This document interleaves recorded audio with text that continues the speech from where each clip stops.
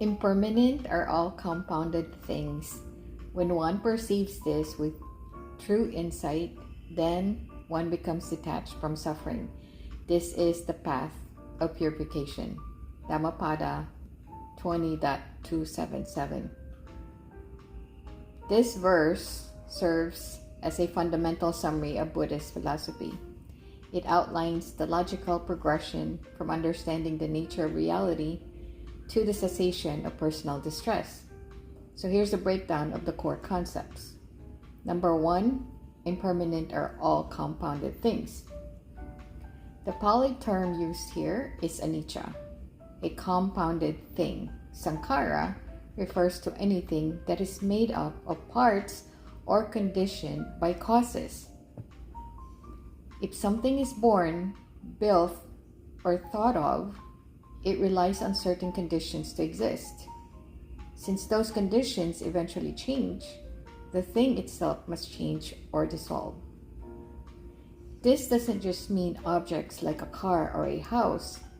It includes your body, your emotions, your thoughts, and even the stars. Nothing that has a beginning can avoid having an ending. Number 2, perceives this with true insight.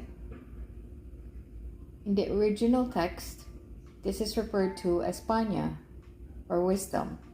It is one thing to understand impermanence intellectually, knowing that everyone dies or nothing lasts forever, but it is another to perceive it with true insight.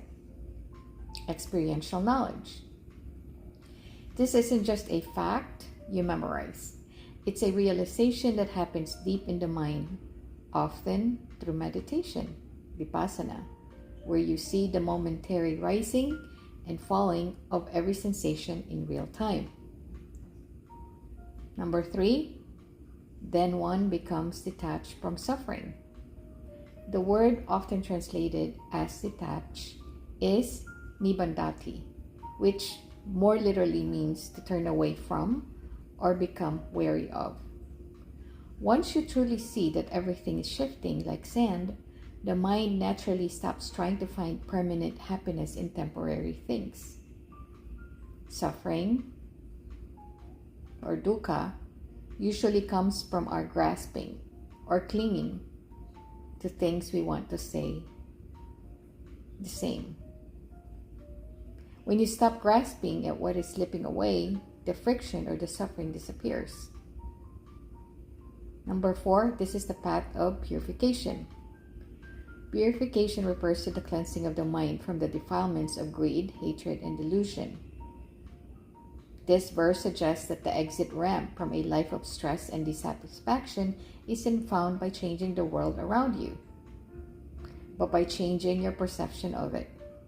By seeing things as they actually are, yata bhuta, the mind is purified of the illusion of permanence. I hope this helps, dear ones.